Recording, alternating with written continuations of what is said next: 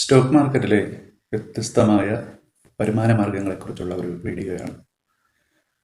എല്ലാവരും വിചാരിക്കുന്നത് ഈ സ്റ്റോക്ക് മാർക്കറ്റിൽ ആകെ നമുക്ക് ലഭ്യമായ വരുമാനം എന്ന് പറയുന്നത് സ്റ്റോക്കുകൾ വാങ്ങിക്കുക, സ്റ്റോക്കുകൾ കൊടുക്കുക, അങ്ങനെയുള്ള ഒരു പൊതുവായിട്ട് ജനം അങ്ങനെയാണ് വിശ്വസിക്കുന്നത്. അതായത് ക്യാഷ് ട്രേഡിംഗ് ആണ് ഈ സ്റ്റോക്കുകൾ വാങ്ങി നമ്മൾ കൊടുക്കുന്നത്.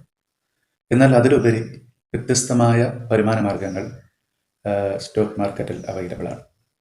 അതിനെക്കുറിച്ച് ഒരു ചെറിയൊരു വിവരണമാണ് ഞാനിവിടെ തരുന്നത്. കാരണം അത് ഓരോന്നിനെക്കുറിച്ചും ഒരുപാട് പറയാനുണ്ട്.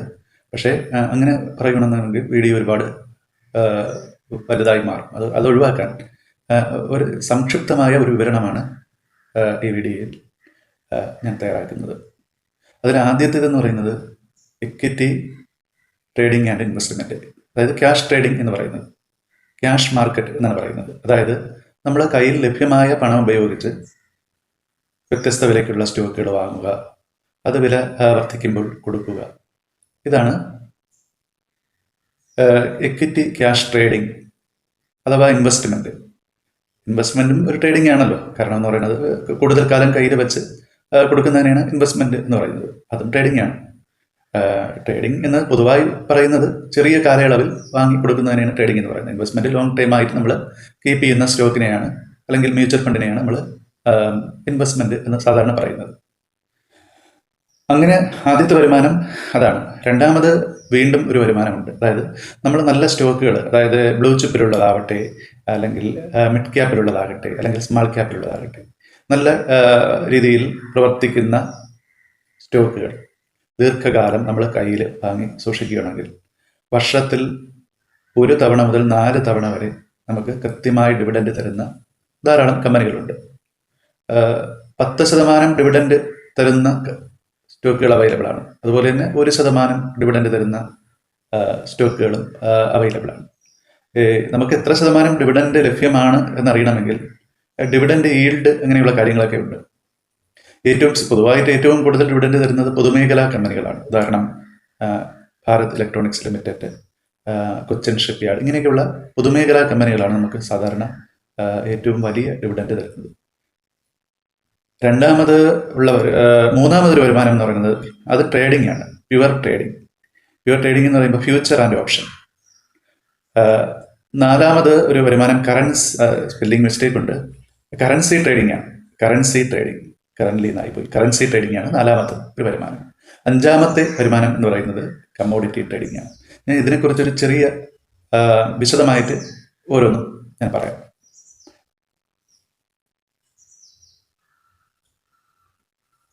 ഇക്വിറ്റി ക്യാഷ് ട്രേഡിംഗ് എന്നതുകൊണ്ട് ഉദ്ദേശിക്കുന്ന എന്തെല്ലാം തരം ട്രേഡുകളാണ് എന്നാണ് ഇനി പറയാൻ പോകുന്നത്.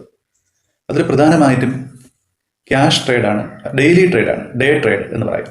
അതായത് ഇന്ന് വാങ്ങി, ഇപ്പോഴാണ് അതിൻ്റെ കാലയളവ് എന്ന് പറയുന്നത് 9:30 മണിക്ക് തുടങ്ങി, 9:15 മാർക്കറ്റ് സ്റ്റാർട്ട് ചെയ്യുന്നത്. 9 മണിക്കാണ് സ്റ്റാർട്ട് ചെയ്യുന്നതെങ്കിൽ നമുക്ക് ട്രേഡ് ചെയ്യാൻ പറ്റുന്ന 9:15 മുതലാണ്. 3:30 വരെയുള്ള ആ സമയപരിധിക്കുള്ളിൽ എപ്പോഴെങ്കിലും വാങ്ങി കൊടുക്കുന്നതിനാണ് ഡേ ട്രേഡ് എന്ന് പറയുന്നത്. അപ്പോഴേ നമുക്ക് അത് നമ്മുടെ മുന്നിലുള്ള ഹൊറൈസൺ വളരെ ചെറുതായിരിക്കും. കാരണം ഈ 6-7 മണിക്കൂറുകൾ കൊണ്ട് വില കൂടിയാൽ മാത്രമേ നമുക്ക് അതുകൊണ്ടുള്ള ബെനിഫിറ്റ് കിട്ടൂ. പിന്നെ ഈ ഡേ ട്രേഡിങ്ങിൻ്റെ ഒരു ഗുണമെന്ന് പറയുന്നത് നമ്മളെ കയ്യിൽ സ്റ്റോക്ക് ഇല്ലെങ്കിൽ പോലും നമുക്ക് ആദ്യം സെല്ല് ചെയ്യാൻ പറ്റും, അല്ലെങ്കിൽ നമുക്ക് ബൈ ചെയ്യാൻ പറ്റും. നമുക്ക് ഒരുപാട് ഇടിഞ്ഞ ഒരു സ്റ്റോക്ക് ആണെന്നുണ്ടെങ്കിൽ ചിലപ്പോൾ കയറാൻ സാധ്യതയുണ്ട് എന്നുള്ള ഒരു അനുമാനത്തിൻ്റെ അടിസ്ഥാനത്തിൽ സെല്ല് ചെയ്തതിന് ശേഷം ഈ മാർക്കറ്റ് ക്ലോസ് ചെയ്യുന്നതിന് മുമ്പ് തിരിച്ച് വാങ്ങിയാൽ മതി. പിന്നെ ഇതിനു വേണ്ടി മാർജിൻ ബെനിഫിറ്റ് അവൈലബിൾ ആണ്.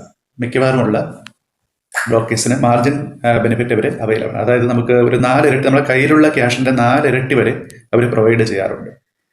അപ്പോൾ ഇതൊരു തരം സ്പെക്കുലേഷനാണ്. കാരണം നമ്മുടെ കയ്യിൽ ഇപ്പം 1 ലക്ഷം രൂപ ആണുള്ളതെങ്കിൽ 4 ലക്ഷം രൂപയ്ക്ക് നമുക്ക് സെല്ല് ചെയ്യുകയോ ബൈ ചെയ്യുകയോ ചെയ്യാം. അപ്പോൾ അതിൻ്റെ ഒരു ദോഷം എന്ന് പറയുന്നത് മാർക്കറ്റ് ഒരു 5% നമ്മൾ വാങ്ങിയതിനേക്കാൾ വന്ന് ഇടിയുന്നു എന്നുണ്ടെങ്കിൽ നമ്മൾ 1 ലക്ഷം രൂപയ്ക്ക് വാങ്ങി നമുക്ക് വരുന്ന നഷ്ടം 5000 രൂപ ആയിരിക്കില്ല. കാരണം നമ്മളെ പർച്ചേസ് പവർ ഉപയോഗിക്കുന്നത് എങ്കിൽ നമുക്ക് 20,000 രൂപ വരെ നഷ്ടപ്പെടാം. കാരണം നമ്മളൊരു വാങ്ങിയ ഒരു സ്റ്റോക്ക് 5% ഇടിഞ്ഞു പോകണമെന്നുണ്ടെങ്കിൽ നമുക്ക് 4 ഇരട്ടി വരെ വാങ്ങാം. അപ്പോഴതിൻ്റെ 5% എന്ന് പറയുമ്പോൾ 20% വരെയുള്ള നഷ്ടം. അതായത് 1 ലക്ഷം രൂപയ്ക്ക് 20,000 രൂപ വരെ നഷ്ടപ്പെടാൻ സാധ്യതയുണ്ട്. അതേസമയത്തിന് 10% നഷ്ടമാണെന്നുണ്ടെങ്കിൽ 40% വരെ നമുക്ക് നഷ്ടം വരാൻ സാധ്യതയുണ്ട്. വളരെ സൂക്ഷിച്ച് കൈകാര്യം ചെയ്യേണ്ട ഒരു സംഭവമാണ്. അടുത്ത ഒരു കാറ്റഗറി എന്ന് പറയുന്നത് short time trading. Short time trading എന്ന് പറഞ്ഞാൽ നമുക്ക് ഡേ ട്രേഡിംഗ് ഒരു ഷോർട്ട് ടൈം ട്രേഡിംഗ് ആണ് എങ്കിലും പൊതുവേ നമ്മൾ പിറ്റേ ദിവസം മുതൽ ഒരു വർഷത്തിനകം ഒക്കെ വാങ്ങി വിൽക്കുന്നതിനെയാണ് ഷോർട്ട് ടൈം ട്രേഡിംഗ് എന്നതുകൊണ്ട് അർത്ഥമാക്കുന്നത്. ഇതിൽ നിന്ന് ലഭിക്കുന്ന ഈ ടാക്സ് എന്ന് പറയുന്നത് ലോങ് ടൈം ട്രേഡിങ്ങിനേക്കാൾ വ്യത്യസ്തമാണ്. ഷോർട്ട് ടൈം ട്രേഡിംഗിൽ നിന്ന് ലഭ്യമായ ടാക്സ് എന്ന് പറയുന്നത് നമുക്ക് ഒരു വർഷം 1,00,000 രൂപ കിട്ടണമെന്നുണ്ടെങ്കിൽ 20,000 രൂപ നമ്മൾ ടാക്സ് കൊടുക്കേണ്ടി വരും. 20% ടാക്സ്. അതേസമയത്തിന് ലോങ് ടൈം ആണെന്നുണ്ടെങ്കിൽ 12.5%. അത് ആദ്യത്തെ 1,25,000 നമുക്ക് കൊടുക്കേണ്ടി വരില്ല. അതുപോലെ നമ്മളെ വിഷയം ഇതാണല്ലോ, ട്രേഡിംഗ് ആണല്ലോ. അപ്പോൾ ഈ ഷോർട്ട് ടൈം ട്രേഡിംഗ് എന്നുകൊണ്ടാണ് ഉദ്ദേശിക്കുന്നത്. നമ്മൾ ഇന്ന് നമ്മൾ വാങ്ങി ഇതെന്നെങ്കിലും നമ്മൾ കൊടുത്താൽ ഒരു വർഷത്തിനകം കൊടുത്താൽ മതി. കാരണം ആ കാലയളവിൽ എപ്പോഴെങ്കിലും നമുക്ക് ഇത് 5% അല്ലെങ്കിൽ 1% ഒക്കെ കയറുമ്പോൾ നമുക്ക് കൊടുക്കാൻ പറ്റും. ആ കൊടുത്ത നമുക്ക് ലഭ്യമായ 1% പോലും ലാഭകരമാണ്. കാരണം മിക്കവാറുമുള്ള ഡിസ്കൗണ്ട് ബ്രോക്കേഴ്സിന് വലിയ ട്രേഡിങ്ങിന് വളരെ ചെറിയ ചാർജ് മാത്രമേ നമ്മുടെ കയ്യിൽ നിന്ന് ഈടാകൂ. അപ്പോൾ 1% കയറിയാൽ പോലും നമുക്കൊരു ഒരാഴ്ചയ്ക്ക് എപ്പോഴെങ്കിലും കൊടുക്കണമെന്നുണ്ടെങ്കിൽ അത് ലാഭകരമാണ്. പിന്നെ ഇതിന് വേറെ ഒരു ഇതെന്ന് പറയുന്നത് നമുക്ക് സെല്ല് ചെയ്യാൻ പറ്റില്ല. ആദ്യമേ സെല്ല് ചെയ്യാനൊന്നും പറ്റില്ല. നമ്മൾ കയ്യിൽ സ്റ്റോക്ക് ഉള്ളത് വാങ്ങിയത് കൊടുക്കാൻ മാത്രമേ പറ്റൂ. ലോങ് ടൈം കുറച്ചുകൂടെ വിശാലമായ അർത്ഥത്തിൽ അത് ഇൻവെസ്റ്റ്മെന്റ് ആണ്. അത് നമുക്ക് ഒരു വർഷം മുതലോ നമുക്ക് വേണമെങ്കിൽ ജീവിതകാലം മുഴുവൻ വേണമെങ്കിലും നമുക്ക് സൂക്ഷിക്കുന്ന ഒരുപാട് പേരുണ്ട്. ഈ ഗുജറാത്ത്, മഹാരാഷ്ട്ര അവർക്ക് പരമ്പരാഗതമായിട്ട് ഇങ്ങനെ സ്റ്റോക്കുകൾ അടുത്ത തലമുറയ്ക്ക് കൈമാറി അങ്ങനെ ഒരു ഭാഗത്തിൽപ്പെട്ട ആൾക്കാരുണ്ട്. അതേസമയത്ത് നമുക്കൊരു 4-5 കൊല്ലം സൂക്ഷിക്കാം, അല്ലെങ്കിൽ ഒരു 10 കൊല്ലം സൂക്ഷിക്കാം. അങ്ങനെയുള്ള കാര്യങ്ങളെയാണ് ലോങ് ടൈം എന്ന് പറയുന്നത്. ലോങ് ടൈം ഒരു വർഷത്തിന് മുകളിലുള്ള ഇൻവെസ്റ്റ്മെന്റിനെ നമുക്ക് ലോങ് ടൈം എന്ന് പറയാം. പിന്നെ ഇപ്പം മിക്കവാറും ട്രെൻഡിങ് ആയിക്കൊണ്ടിരിക്കുന്ന ഒരു ട്രേഡിംഗ് ആണ് MTF എന്ന് പറയുന്നത്. ഇത് നമ്മൾ നേരത്തെ പറഞ്ഞ ഈ ഏതാണ് മറ്റേ ഡേ ട്രേഡിംഗ്, അതുപോലെ മാർജിൻ ലഭ്യമായിട്ടുള്ളതാണ്. 5 ഇരട്ടി വരെ നമുക്ക് മാർജിൻ ലഭ്യമാണ്. അതായത് നമ്മളൊരു പക്ഷേ ഇതിൻ്റെ ഡേ ട്രേഡിങ്ങിൽ നിന്ന് ഇതിനെ വ്യത്യസ്തമാക്കുന്നത് നമുക്ക് ഇത് ഒരു കാലയളവില്ല, ചിലതിന് പരിധിയില്ല, എത്ര വർഷം വേണോ നമുക്കത് കയ്യിൽ സൂക്ഷിക്കാം എന്നുള്ളതാണ്. പക്ഷേ ഡേ ട്രേഡിങ്ങിന് നമുക്ക് ബ്രോക്കറിന് പലിശ കൊടുക്കണ്ട. പക്ഷേ MTFന് വളരെ വലിയ പലിശ അവർ ഈടാക്കുന്നുണ്ട്. പലരും 12% പലിശ വാങ്ങുന്നവരുണ്ട്, 9% വാങ്ങുന്നവരുണ്ട്, 15% വാങ്ങുന്നവരുണ്ട്. അപ്പോഴും നമ്മളിത് ഒരു വർഷം വരെ 1,00,000 രൂപ നമ്മൾ കയ്യിൽ സൂക്ഷിക്കണമെങ്കിൽ 12% പലിശ പ്രൊവൈഡ് ചെയ്യുന്നവർക്ക് നമുക്ക് 12,000 രൂപ കൊടുക്കേണ്ടി വരും. നമുക്ക് അഥവാ 20% നമ്മൾ വാങ്ങിയ സ്റ്റോക്കിൽ നിന്ന് ലഭിക്കുന്നുവെങ്കിൽ നമുക്ക് 8% മാത്രമേ അർഹതയുള്ളൂ. പിന്നെ ട്രേഡിംഗ് ചാർജുകളും അതൊക്കെ കഴിയുമ്പോൾ നമുക്കൊരു 7% പോലും റിട്ടേൺ ലഭ്യമല്ല. അതുകൊണ്ട് ഇത് വളരെ സൂക്ഷിച്ച് കൈകാര്യം ചെയ്യേണ്ട ഒരു സംഭവമാണ് ഈ MTF എന്ന് പറയുന്നത്. അതിനെക്കുറിച്ച് നമുക്ക് ഒരു വീഡിയോ നമുക്ക് അതിനെക്കുറിച്ച് തയ്യാറാക്കാം. ഇനി അടുത്ത ഒരു ഇൻകം എന്ന് പറയുന്നത് ഫ്യൂച്ചർ ആൻഡ് ഓപ്ഷനാണ്. അതിനെക്കുറിച്ച് വിശദമായിട്ട് പറയുന്നില്ല, ജസ്റ്റ് ഒന്ന് പറഞ്ഞു പോകാം. കാരണം അല്ലെങ്കിൽ ഈ വീഡിയോ ഒരുപാട് ലെങ്ത് ആയി പോകും. ഫ്യൂച്ചർ എന്ന് പറയുന്നത് ഫ്യൂച്ചർ ട്രേഡിംഗ് നമുക്ക് സ്റ്റോക്കുകളിൽ അവൈലബിൾ ആണ്, അതുപോലെ തന്നെ ഇൻഡെക്സുകളിലും അവൈലബിൾ ആണ്. അതായത് നമുക്ക് ഏകദേശം ഒരു 10 ലക്ഷം രൂപയുടെ ഒരു വാല്യൂ ഉള്ള ഒരു സ്റ്റോക്ക് നമുക്ക് 1 ലക്ഷം രൂപ കൊടുത്ത് നമുക്ക് വാങ്ങിക്കാൻ പറ്റും. അതിൻ്റെ ഒരു അപാകത എന്ന് പറയുന്നത് ഇത് മന്ത്ലി എക്സ്പയർ ആവും എന്നുള്ളതാണ്. നമുക്ക് ദീർഘകാലമൊന്നും സൂക്ഷിക്കാൻ പറ്റില്ല. അതേസമയത്ത് നമുക്കൊരു 3 മാസം മുമ്പോട്ടുള്ളതൊക്കെ വാങ്ങുകയാണെന്നുണ്ടെങ്കിൽ അതിന് നമ്മളിപ്പം നിലവിലുള്ള വിലയേക്കാളും വലിയ വിലയ്ക്ക് നമ്മൾ വാങ്ങുകയോ വിൽക്കുകയോ ചെയ്യേണ്ടി വരും. അത് മാത്രമല്ല ഇതിന് ട്രാൻസാക്ഷൻ ചാർജൊക്കെ വളരെ ഉയർന്ന ട്രാൻസാക്ഷൻ ചാർജാണുള്ളത്. മാർജിൻ ലഭ്യമാണ്. അപ്പം അതുകൊണ്ട് തന്നെ ഈ 10 ലക്ഷം രൂപയ്ക്ക് നമ്മൾ 1 ലക്ഷം രൂപ ഉണ്ടായിരുന്നാൽ മതി. പ്ലഡ്ജ് ചെയ്തൊക്കെ അവർ നമ്മളാക്കുന്ന നിലവിലുള്ള സ്റ്റോക്ക് പ്ലഡ്ജ് ചെയ്തൊക്കെ നമുക്ക് മാർജിൻ അവൈലബിൾ ആണ് ഈ ഫ്യൂച്ചറിന്. അതുപോലെ ഓപ്ഷനും വ്യത്യസ്തമായ ഒരു സംഭവമാണ്. ഈ കാൾ ഓപ്ഷനുണ്ട്, പുട്ട് ഓപ്ഷനുണ്ട്. അതെന്താണെന്നുള്ളത് വളരെ വിശദമായി സംസാരിക്കേണ്ട ഒരു കാര്യമാണ്. അപ്പോൾ അതിൽ നിന്ന് വളരെ കുറച്ച് പേർ മാത്രമേ ലാഭം ഉണ്ടാക്കുന്നുള്ളൂ. 100-ൽ 5 പേർ മാത്രമേ ലാഭം ഉണ്ടാക്കുന്നു എന്നാണ് സെബിയുടെ പഠനത്തിൽ പറയുന്നത്. ഇനി അടുത്ത ഒരു വരുമാന മാർഗം കറൻസി ട്രേഡിംഗ് ആണ്. ഇന്ത്യൻ മാർക്കറ്റിൽ അവൈലബിൾ ആയിട്ടുള്ള കറൻസി ട്രേഡിംഗ്. അതിൻ്റെ കറൻസി ട്രേഡിങ്ങിൻ്റെ സമയം വ്യത്യസ്തമാണ്. രാവിലെ 9 മണി മുതൽ വൈകുന്നേരം 5 മണി വരെയാണ്. സ്റ്റോക്ക് മാർക്കറ്റ് സാധാരണ 3:30 അവസാനിച്ചാലും ഇത് 5 മണി വരെ ലഭ്യമാണ്. NSE ഒക്കെ അത് പ്രൊവൈഡ് ചെയ്യുന്നുണ്ട്. ഏറ്റവും കൂടുതൽ ആൾക്കാർ ഉപയോഗിക്കുന്നത് USD INR, അതായത് USDയും INRും തമ്മിൽ സംയോജിപ്പിച്ചിട്ടുള്ളത്. 85 രൂപയാണ് നിലവിൽ $1 വില. അപ്പോൾ നമുക്ക് അതിൽ ഫ്യൂച്ചർ ചെയ്യാം. അതുപോലെ തന്നെ ഓപ്ഷനും അവൈലബിൾ ആണ്, കാൾ ഓപ്ഷനും പുട്ട് ഓപ്ഷനും. ഫ്യൂച്ചർ എന്ന് പറയുന്നത് ഒരു ലോട്ട് എന്ന് പറയുന്നത് $1000. യൂറോയും അതുപോലെ തന്നെയാണ്. പിന്നെ മറ്റുള്ള വിദേശ രാജ്യങ്ങളുടെ കറൻസികൾ നമുക്ക് ലഭ്യമായിട്ടുള്ള പൗണ്ടും ജപ്പാനിലുള്ള യെന്നുമാണ്. ഈ 1000 ലോട്ട് എന്ന് പറയുമ്പോൾ നമ്മൾ ഏകദേശം ഒരു ലോട്ട് നമ്മൾ വാങ്ങുകയോ വിൽക്കുകയോ ചെയ്യുന്നതെങ്കിൽ ഇപ്പം വിൽക്കുകയാണെന്നുണ്ടെങ്കിൽ നമ്മൾ ആദ്യം സെല്ല് ചെയ്യാമല്ലോ. സെല്ല് ചെയ്യുകയാണെങ്കിൽ നമുക്ക് ഏകദേശം 2500 രൂപയോളമാണ് വേണ്ടി വരുന്നത്. പക്ഷേ അതിൻ്റെ ഒരു അണ്ടർലൈൻ അസറ്റ് എന്ന് പറയുന്നത് ഏകദേശം അതിൻ്റെ 1000 ഇരട്ടി 85,000 രൂപയാണ് ഈ അണ്ടർലൈൻ അസറ്റ് എന്ന് പറയുന്നത്.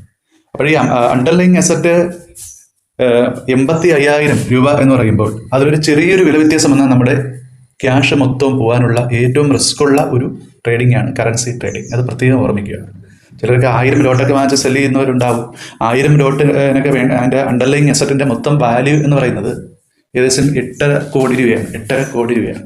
അതിന് വളരെ ചെറിയൊരു എമൗണ്ട് മതി എന്നുള്ളത് കൊണ്ട് നമുക്ക് വലിയ ലാഭവും വലിയ നഷ്ടവും ഉണ്ടാകാനും സാധ്യതയുള്ളതാണ്. അത് മനസ്സിലാക്കി ചെറിയ ലോട്ട് ചെയ്യുന്നവരാണ് കൂടുതൽ. പക്ഷേ വലിയ ലോട്ട് ചെയ്ത് കഴിഞ്ഞാൽ വൻ നഷ്ടം. കാരണം ഈ വളരെ ലിക്വിഡിറ്റിയൊക്കെ വളരെ കുറവാണ്. കാരണം പലരും ഇതുപോലെയുള്ള പ്രശ്നങ്ങൾ കാരണം ഇന്ത്യയിൽ അത്ര പോപ്പുലർ അല്ല. ഇനി അടുത്ത ഒരു മാർഗം എന്ന് പറയുന്നത് കമ്മോഡിറ്റി ട്രേഡിംഗ് ആണ്. കമ്മോഡിറ്റി ട്രേഡിംഗ് എന്ന് പറയുന്നത് ഇന്ത്യയിൽ MCX ആണ് പ്രധാനമായിട്ടും. എക്സ്ചേഞ്ചിൻ്റെ പേരാണ് MCX എന്ന് പറയുന്നത്. ഈ MCX എന്ന് പറയുന്ന എക്സ്ചേഞ്ചിൽ കൂടിയാണ് ഏറ്റവും കൂടുതൽ ലിക്വിഡിറ്റിയൊക്കെ ഉള്ളതും കൂടുതൽ ആൾക്കാർ ട്രേഡ് ചെയ്യുന്നതും അതൊക്കെയാണ്. സാധാരണ ഏറ്റവും കൂടുതൽ ട്രേഡ് ചെയ്യുന്നത് ഗോൾഡിൽ തന്നെ മിനി ഗോൾഡ് ഉണ്ട്, പലതരം ലഭ്യമാണ്. മിനി ഗോൾഡ് ഉണ്ട്, പിന്നെ ഗോൾഡ് പെറ്റൽ ലഭ്യമാണ്. ചെറിയ 1 ഗ്രാം സ്വർണ്ണം വാങ്ങിക്കുന്നതാണ് ഗോൾഡ് പെറ്റൽ. അതൊക്കെ വിശദമായി നമുക്ക് പറയേണ്ടിയിരിക്കുന്നു. അടുത്തതെന്ന് പറയുന്നത് സിൽവറാണ്. സിൽവറും ഇതേപോലെയാണ്. മിനി സിൽവർ ഉണ്ട്. അതിൻ്റെ ലോട്ടും കാര്യങ്ങളൊക്കെ ഒരുപാട് പറയാനുണ്ട്. പിന്നെ അടുത്തതെന്ന് പറയുന്നത് ഏറ്റവും കൂടുതൽ ട്രേഡ് നടക്കുന്നത് ഇതിൽ രണ്ടിലുമല്ല. MCXൽ ഏറ്റവും കൂടുതൽ ട്രേഡ് നടക്കുന്നത് നാച്ചുറൽ ഗ്യാസും ക്രൂഡ് ഓയിലുമാണ്. കാരണം അത് വളരെ ചെറിയ എമൗണ്ടിന് തന്നെ വലിയ ലാഭം കിട്ടാൻ സാധ്യതയുള്ളതാണ്. അത് മാത്രമല്ല ഒരു ലോട്ട് സെല്ല് ചെയ്യാനൊക്കെ 10,000 രൂപയോളം നമുക്ക് മതി. പക്ഷേ നല്ല ലാഭം കിട്ടാനും സാധ്യതയുണ്ട്. അതുകൊണ്ട് ഏറ്റവും കൂടുതൽ ആൾക്കാർ ചെയ്യുന്നത് നാച്ചുറൽ ഗ്യാസും അതുപോലെ തന്നെ ക്രൂഡ് ഓയിലുമാണ്. പിന്നെ മറ്റു ലോഹങ്ങൾ ലഭ്യമായിട്ടുള്ള മറ്റു ലോഹങ്ങൾ എന്ന് പറയുന്നത് കോപ്പർ, സിങ്ക്, അലുമിനിയം ഇതൊക്കെയാണ്. പിന്നെ ഇത് ഏറ്റവും വലിയ റിസ്ക് വരാൻ സാധ്യതയുള്ള ഒരു ട്രേഡിംഗ് ആണ്. ഈ സാധാരണ സ്റ്റോക്ക് മാർക്കറ്റിലുള്ള സ്റ്റോക്കിലും ഇൻഡെക്സിലും ഉള്ള ഫ്യൂച്ചർ ഓപ്ഷനേക്കാളും വലിയ നഷ്ടം വരാൻ സാധ്യതയുള്ളതാണ് ഈ കമ്മോഡിറ്റി, കറൻസി എന്നിവ. പക്ഷേ വളരെ നല്ല രീതിയിൽ പഠിച്ച് ചെയ്യുകയാണെങ്കിൽ നല്ല ലാഭം ഉണ്ടാക്കാനും കഴിയും. ഇനി അവസാനത്തെ ഇൻകത്തിനെ കുറിച്ച് പറയാം. Dividend income. ഡിവിഡൻഡ് ഇൻകം എന്ന് പറയുന്നത് പലതരം ഡിവിഡൻഡുകൾ അവൈലബിൾ ആണ്. അതും അറിയേണ്ടതാണല്ലോ. സ്റ്റോക്കിൽ നിന്ന് ലഭ്യമായ ഡിവിഡൻഡ് ഞാൻ പറഞ്ഞു, 4 തവണ വരെ ഡിവിഡൻഡ് കിട്ടുന്ന കമ്പനികളുണ്ട്. വർഷത്തിലൊരിക്കൽ കൊടുക്കുന്ന കമ്പനികളുണ്ട്. പിന്നെ രണ്ടാമതൊരു തരം ഡിവിഡൻഡ് നമുക്ക് പറയാം. അതായത് റേറ്റ്സ് ആൻഡ് ഇൻബിറ്റ്സ്. ഇപ്പോൾ അടുത്ത കാലത്ത് സ്റ്റോക്ക് മാർക്കറ്റിൽ ഇൻട്രൊഡ്യൂസ് ചെയ്ത 2 കാര്യങ്ങളാണ് റേറ്റ്സ് ആൻഡ് ഇൻബിറ്റ്സ്. ഇതിൽ നിന്ന് ഓരോ ക്വാർട്ടറിലും നല്ല ഡിവിഡൻഡ് ലഭ്യമാണ്. 10-12% വരെ ഡിവിഡൻഡ് സ്ഥിരമായിട്ട് കൊടുക്കാറുണ്ട്. ചിലത് 6%ആണ് കൊടുക്കുന്നത്. കാരണം എന്ന് പറഞ്ഞാൽ അവർ ലാഭത്തിൻ്റെ ഒരു വിഹിതം അതിൻ്റെ പ്രവർത്തനങ്ങൾക്ക് വേണ്ടിയൊക്കെ മാറ്റിവെക്കും, പുതിയ സംരംഭങ്ങളൊക്കെ സ്റ്റാർട്ട് ചെയ്യാൻ. അങ്ങനെ വരുമ്പോൾ 6% ചിലപ്പോൾ ലഭ്യമാവും. അങ്ങനെയുള്ള ഇൻബിറ്റ്സുകളും ഉണ്ട്. അതിനെക്കുറിച്ച് ഞാൻ ഒരു വീഡിയോ ചെയ്യുന്നുണ്ട്. റേറ്റ്സ് എന്ന് പറയുമ്പോഴത്തേക്ക് എന്താണ്? റിയൽ എസ്റ്റേറ്റ് ഇൻഫ്രാസ്ട്രക്ചർ ഡെവലപ്മെന്റ് എന്നുള്ള ഒരു സംഭവമാണ്. റിയൽ എസ്റ്റേറ്റുമായിട്ട് ബന്ധപ്പെട്ടതാണ്. ഇൻബിറ്റ്സ് ആകട്ടെ ഇൻഫ്രാസ്ട്രക്ചറുമായിട്ട് ബന്ധപ്പെട്ടത്. റിയൽ എസ്റ്റേറ്റും ഇൻഫ്രാസ്ട്രക്ചർ എന്ന് പറയുമ്പോൾ റോഡൊക്കെ നിർമ്മിച്ചു കൊടുക്കുക, അതിൽ നിന്ന് ടോൾ വരുമാനം, അങ്ങനെയുള്ള വരുമാനം ലഭ്യമാകുന്ന സ്ഥാപനങ്ങളാണ്. അതിന് വളരെ ഉയർന്ന ക്യാഷ് ഇട്ട് നല്ല രീതിയിൽ ഇൻട്രസ്റ്റ് കൈപ്പറ്റുന്ന ധാരാളം ആൾക്കാരുണ്ട്. അടുത്തത് ഈ ETF-കളിൽ നിന്ന് ഡിവിഡൻഡ് ലഭ്യമാണ്. സ്ഥിരമായൊരു വരുമാനം ലഭിക്കും. ഈ ഉദാഹരണം ലിക്വിഡ് ബേസ്. എല്ലാ ആഴ്ചയും അവർ പക്ഷേ 6% റിട്ടേൺ ആണ് ഒരു വർഷം മാക്സിമം. അവർ വലിയ നല്ല ഉയർന്ന ഇൻട്രസ്റ്റ് ഒക്കെ ഉള്ള സമയത്ത് 6-7% വരെ പ്രതിവർഷം ഡിവിഡൻഡ് അവർ കൊടുക്കാറുണ്ട്. ഡിവിഡൻഡ് എന്ന് പറയുമ്പോൾ ആഴ്ച തോറും അവർ റീഇൻവെസ്റ്റ് ചെയ്യുകയാണ് ചെയ്യുന്നത്. എന്നാൽ ബാങ്ക് അക്കൗണ്ടിലേക്ക് വരുന്ന ഒരുപാട് ലിക്വിഡ് ഫണ്ട് ETF-കളുണ്ട്. ഉദാഹരണം DSP, ICICI. ഈ DSP ആഴ്ച തോറും നമുക്ക് ഈ ഡിവിഡൻഡ് ബാങ്ക് അക്കൗണ്ടിൽ ക്രെഡിറ്റ് ചെയ്യാറുണ്ട്. അതേസമയത്തിന് ICICI ലിക്വിഡ് ETF ആണെങ്കിൽ മാസത്തിലൊരിക്കലാണ്. ധാരാളം ETF-കൾ നിലവിലുണ്ട്. ഇപ്പം മുമ്പ് ഈ ഡിവിഡൻഡ് ഇൻകം മാത്രം ഉണ്ടായിരുന്ന ലിക്വിഡ് ETF-കളാണ് ഉണ്ടായിരുന്നത്. പക്ഷെ നിലവിൽ ഇപ്പോഴും ശരോദ, ഗ്രോ പോലെയുള്ള ധാരാളം ഫണ്ട് കമ്പനികൾ റീഇൻവെസ്റ്റ് ചെയ്യുന്ന തരത്തിലുള്ള ലിക്വിഡ് ETF സ്റ്റാർട്ട് ചെയ്തിട്ടുണ്ട്. അടുത്തത് മ്യൂച്വൽ ഫണ്ടുകളിൽ നിന്നുള്ള ഡിവിഡൻ്റാണ്. അവരുടെ വളർച്ചയുടെ ഒരു ഭാഗം വർഷം തോറും അതിൻ്റെ കസ്റ്റമേഴ്സിന് കൊടുക്കുന്ന ഒരു സംവിധാനമാണ്. അങ്ങനെ ഒരുവിധം നിങ്ങൾക്ക് ഒരുപാട് നീണ്ടു പോയോ എന്ന് എനിക്കറിയില്ല, എങ്കിലും വളരെ കുറച്ച് വാക്കുകൾ ഉപയോഗിച്ച് ഇത് പറഞ്ഞു തരാനായിട്ട് ശ്രമിച്ചു. ഇത്രയും ഇൻകമാണ് സാധാരണ നമുക്ക് ഈ സ്റ്റോക്ക് മാർക്കറ്റിൽ നിന്ന് ലഭ്യമായി ആകുന്നത്. അല്ലാതെ നമ്മൾ വിചാരിക്കുന്നത് പോലെ ഈ സ്റ്റോക്കുകൾ വാങ്ങി അത് ഒരുതരം ഊഹക്കച്ചവടം ആണ് ഈ സ്റ്റോക്ക് മാർക്കറ്റ് എന്നുള്ളതിലുപരി നമുക്ക് വ്യത്യസ്തമായ വരുമാന മാർഗം അതിൽ നിന്ന് ലഭിക്കും എന്ന് മനസ്സിലാക്കിയിട്ടുള്ള ഒരു വ്യക്തിയാണ് ഞാൻ. നന്നായിട്ട് നിങ്ങൾക്ക് ഈ വീഡിയോയിലുള്ള കണ്ടന്റ് നന്നായിട്ട് മനസ്സിലായി എന്ന് വിശ്വസിക്കുന്നു. എന്തെങ്കിലും മാറ്റം വരുത്തണമെങ്കിൽ തീർച്ചയായിട്ടും കമൻറ്റ് ചെയ്യുക.